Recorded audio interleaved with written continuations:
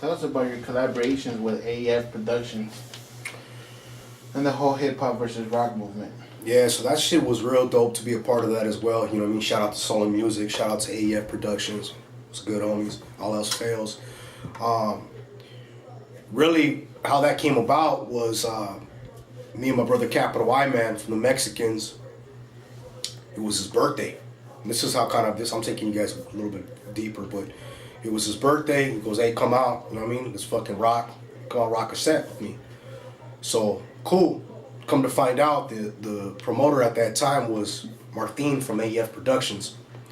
So that was kind of our first encounter. We rocked that show. We did the damn thing. And I saw these groups for the first time. And at that time, it was All Else Fails. I saw them rock. And I saw another group called King Thick. And I was like, fuck, this shit's pretty dope. You know what I mean? This is some rock and roll. But really, All Else Fails, when I heard Vic, the lead singer, you know what I mean? The band was tight. And I heard the singer sing. I'm like, this fool could fucking...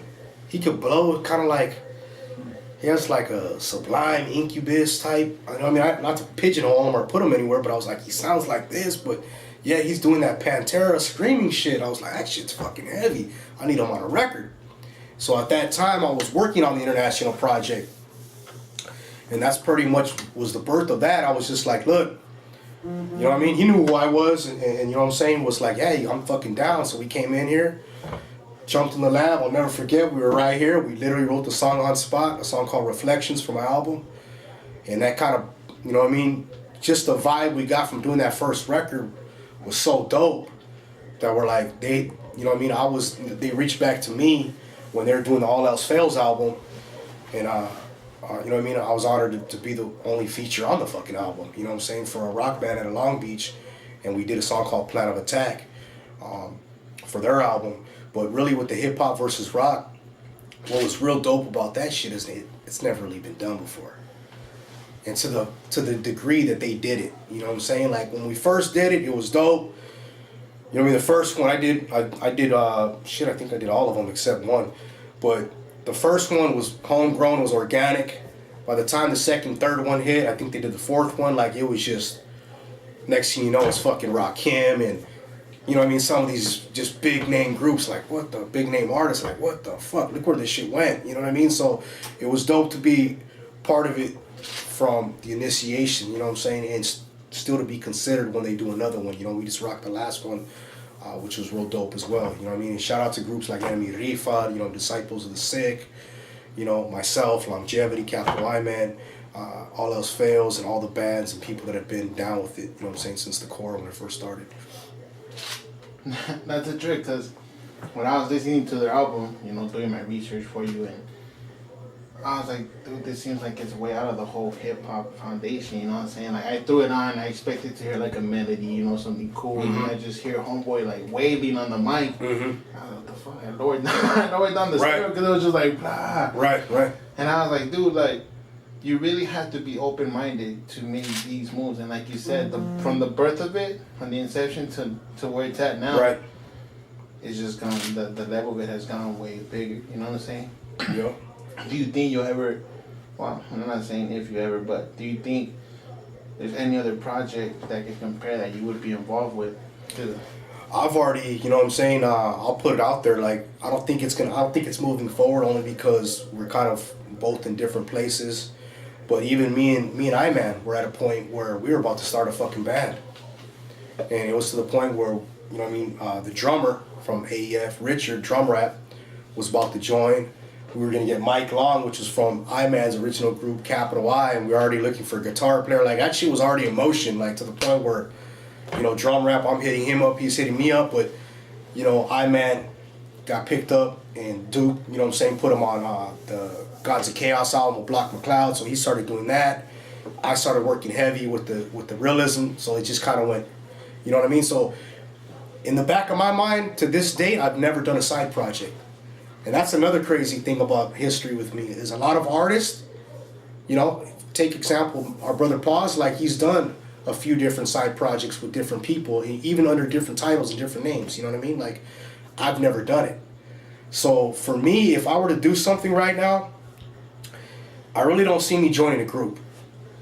I don't see me doing that. But if I see myself doing something, I see myself leading a fucking rock band, or leading myself just a heavy, almost the same way Ice-T did Body Count, something similar, or Sin Dog did SX10. Like I could see me doing some shit like that, just because I can carry a cadence. I got the fucking voice for it. I'll fucking, you know what I mean, rap my ass off. So, you know what I mean, who knows? You may see something like that from Krazy Race in the future, but it's just really about finding the key players and people involved with doing it, you know?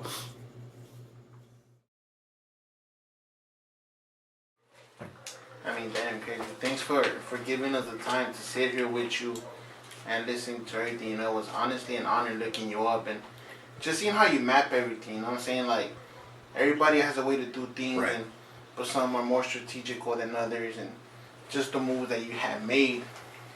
And I haven't asked this question in a while, but I think it's right. Like, the game is lacking certain things. You know what I'm saying? Like, what would be your advice for those who are trying to come in and establish somewhat of what you have established? You know, I just think, I mentioned it earlier, I think it comes down to dedication and focus. Don't just jump into shit. You know, I think prematurely a lot of times people want to just put projects out, or too quick to jump and sell. Like, you know what I mean? Build your buzz. You know what I mean? Build your craft. Like, hone your craft. Like, really though. Like, you know, my mistake coming into this game was putting out The Time Has Come in '99. And some people will be like, no, it wasn't. It's a dope little project. But I'm like, nah, it was a fucking demo. I just happened to release it. You know what I mean? It was only 4 songs. Like, why did I invest that money even putting it out? You know what I mean? This is back in the day. We're talking '99 now. So that shit cost me about $1,500 at that time for a 4-song EP that was kind of hard to sell for $10 at that time. So just learning those little things, you know what I mean? I think another thing for up-and-coming artists is, you know, granted everybody has a fucking laptop these days, and I'm not putting anybody down, so they just think that, you know what I mean, with Fruity Loops and Reason, that they're just going to make beats and become a producer and become an MC. Like I said, it goes back to earn your stripes, you know? But also build a solid team around you. You know what I mean? A lot of times you're going to have a bunch of yes men in your corner, you know? Oh, your shit's dope. Your shit's dope. You know what I mean? Your family, your friends, and that's cool to have, but you need to have a solid foundation of people that are telling you truthfully, like, hey, this is the shit I'm bumping right now. You know what I mean? This is kind of where I'm at. Not to say that I want you to be that, but strive for that talent. Strive for that delivery, that dedication, that passion, because I think a lot has to do with what we do.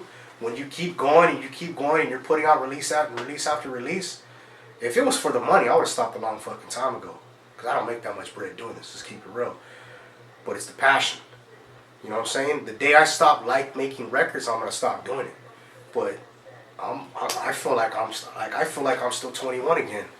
You know what I mean? And I feel like, you know what I mean, now it's got more tools to do it with. And another thing, just a word of advice when building your team, is now we're at a point where you could have a graphic designer, you could have a fucking dope videographer, you could have somebody that helps you do publicity. Like, make sure all that shit's in place, because it helps. Because you know what? To say I do everything is a lie, because I may do 80% of what's realism related, but still best believe I have my resources when I put out a song or an album, or I'm trying to go to Atlanta to do the A3C festival, or I'm trying to go to somewhere. I'm reaching out to people. So you got to build that network, you know what I mean?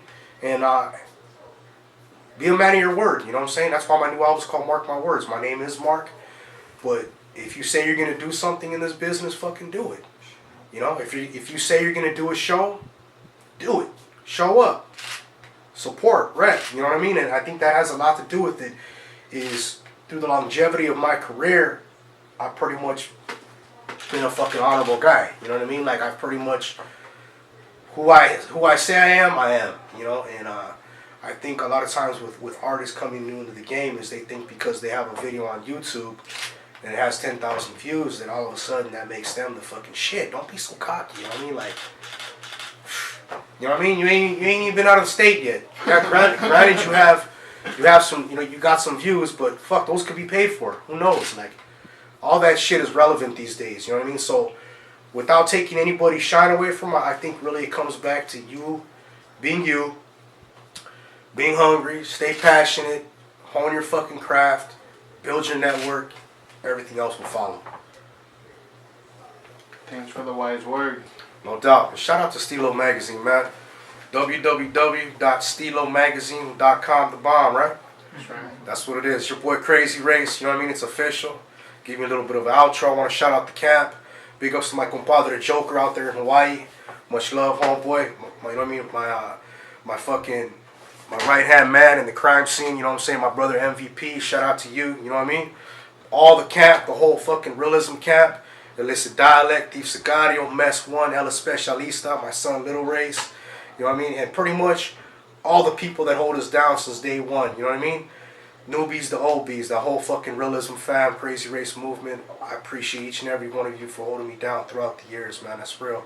And for those that ain't heard me, but you're seeing me now, just go look up the catalog. And if not, you know what I mean? You can find me. Krazy Race with the K. Peace. LA all day, baby.